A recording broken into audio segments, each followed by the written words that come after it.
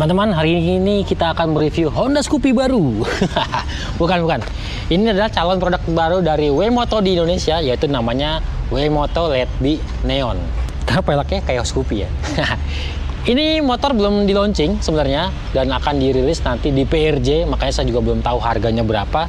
Tapi kita sudah bisa mendapatkan kesempatan buat nge-review motor ini dan bisa ngicip riding tipis-tipis pakai motor ini. Kayak apa rasanya? Yuk simak videonya.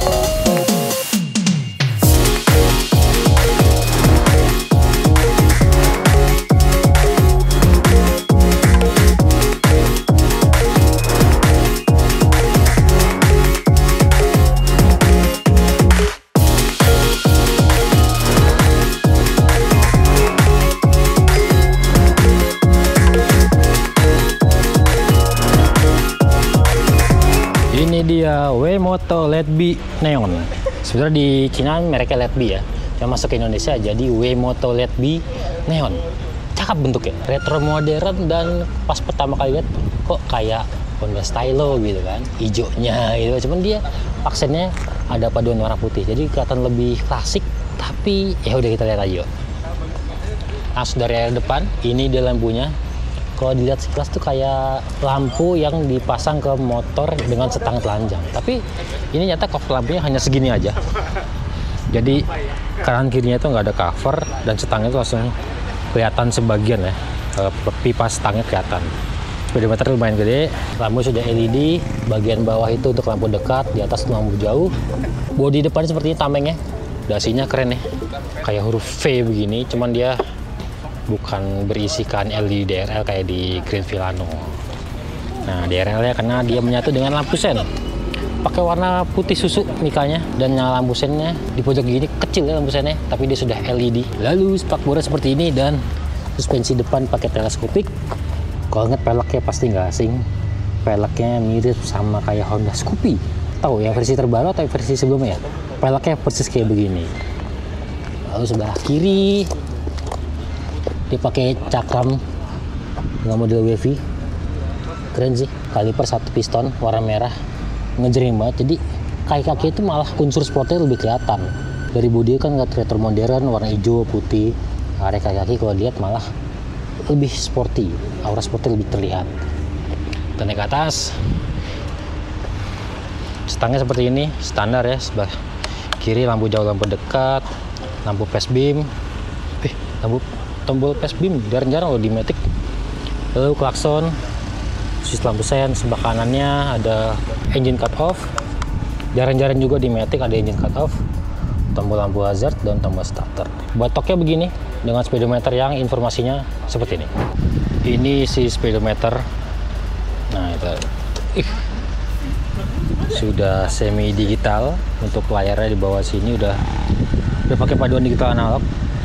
Di analognya speedometer, layar digital ada fuel meter, ada odo, bawahnya lampu sen, dan ini sudah ada hazardnya. Lalu sebelah sini ada indikator lampu jauh, indikator aki. Ini indikator injeksi, jelas gak tuh? Kecil banget, itulah sederhana tapi lumayan informatif. Nggak ada tombol-tombolnya ya, jadi cuman odometer doang. Lalu di bawah speedometer ada knop kunci kontak, sudah keyless dan dia bisa dibuka kalau akinya ngedrop. Tuh. Pakai kunci manual jadi masih bisa.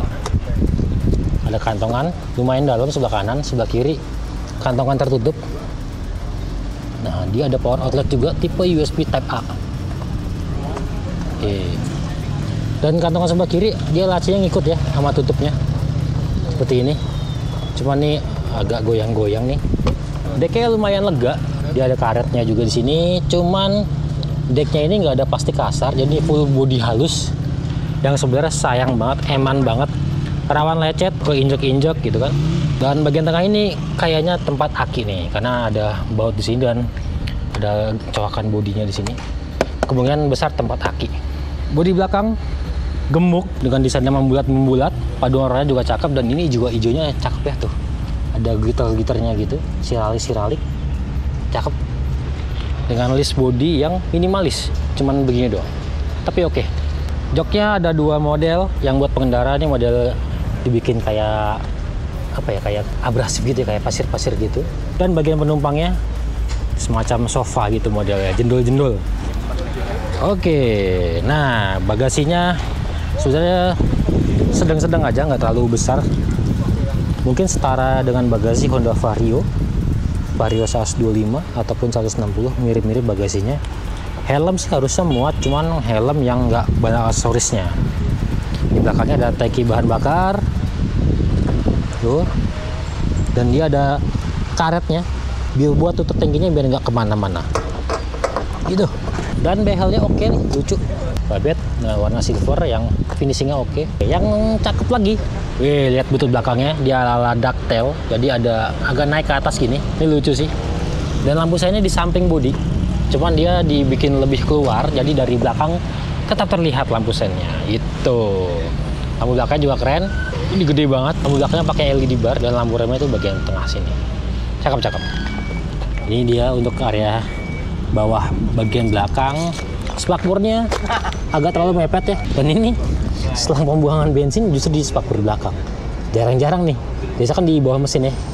Ini malah dibuang ke spakbor belakang. Mungkin supaya bensinnya netes nggak kena ban kali ya. Karena kan bisa merusak karet atau kompon dari ban. Begitu. Shockbreakernya di sini dia pakai shockbreaker tunggal warna merah juga, ngejreng. Tuh. Diameternya agak kecil ya. Jadi nggak terlalu padat banget. Cuman emang udah sempit sih dari belakang sini. Untuk rem belakangnya dia pasti pakai tromol pastinya. Dan knalpotnya juga punya bentuk yang oke loh. Kalian pasti nggak sih, bentuk knalpotnya justru mirip sama kayak Vespa Sprint ataupun Vespa Primavera LX ataupun Vespa S ya. Ada pelindung knalpot juga dengan bahan chrome. Lalu ada coakannya, jadi nggak yang polos-polos banget. Seperti itu.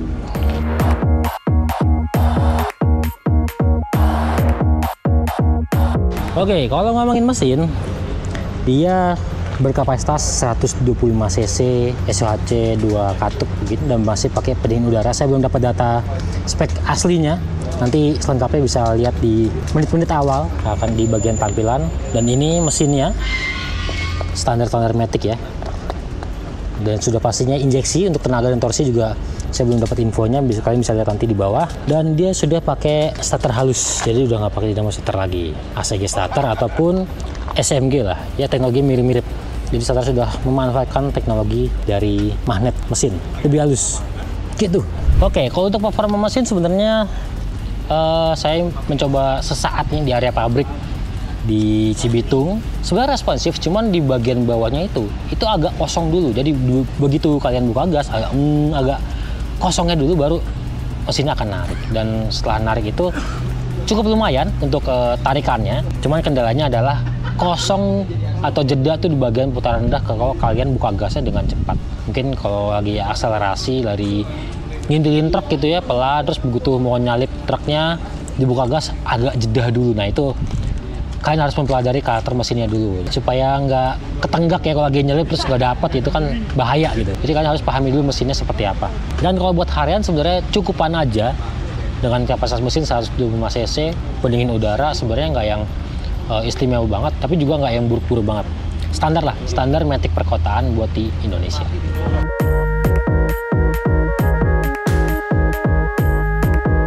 Masuk ke pembahasan posisi riding dari WeMoto LED B Neon. Untuk saya dengan postur 172 cm, ini enak banget, kaki bisa menapak bahkan sampai nekuk. Dan ini joknya memang berasa tuh pendek banget loh teman-teman, mungkin di 780 atau di 770 mm. Dan busanya oke, empuk, dan dia juga lebar, jadi bisa menopang bokong kita dengan sangat nyaman. Area pijakan kaki juga oke, buat kaki saya juga proper. Cuman karet pijakan kakinya ini nggak yang ngegrip banget di sepatu. Tuh, dia masih bisa maju mundurnya kayak agak licin gitu karetnya, nggak yang lengket banget. Dan dengan kaki saya naik, jarak setang dengan lutut masih ada sejengkal lebih, masih ada 5 jari lebih nih. Buat dibelokin sih ya, kalau patah gini pasti mentok. Ini seperti ini, kalau dipatahin belokannya jadi mentoknya ke paha bagian atas malah, bukan ke bagian lutut.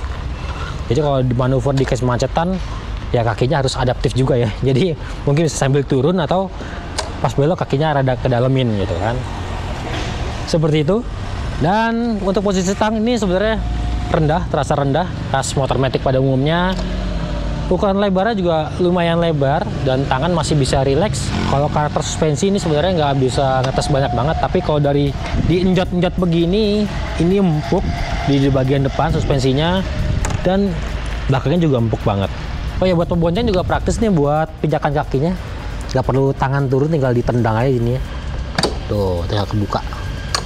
Kayak gini ya. Terus. Begitu. Oke sih.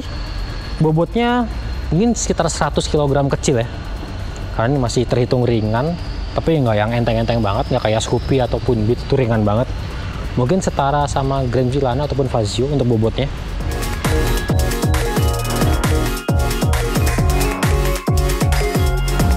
Seperti itu teman-teman, ulasan first impression saya buat WeMoto LED B Neon. Bentuknya cakep ya. Finishingnya juga lumayan oke, cat-catnya juga bagus, warna hijaunya keren, spek mesinnya ya oke lah ya, cukupan, walaupun performanya memang yang bawah itu rada lemot. Memang mungkin karena mesinnya masih baru. Dah, pertanyaannya adalah berapa harga yang pantas buat motor ini? Terus di kolom komentar deh. Kalau menurut saya sih mungkin di angka 20 jutaan kecil ya, di 21 ataupun 22 jutaan. Itu masih oke buat motor metik bergaya retro modern WeMoto LED B Neon. Sekian dulu video ini, jangan lupa like, comment, subscribe channel Motovun Indonesia, dan silahkan berkunjung ke website kita autofun.co.id dan akun TikTok kita di Motovun Indonesia. Sampai ketemu di video selanjutnya.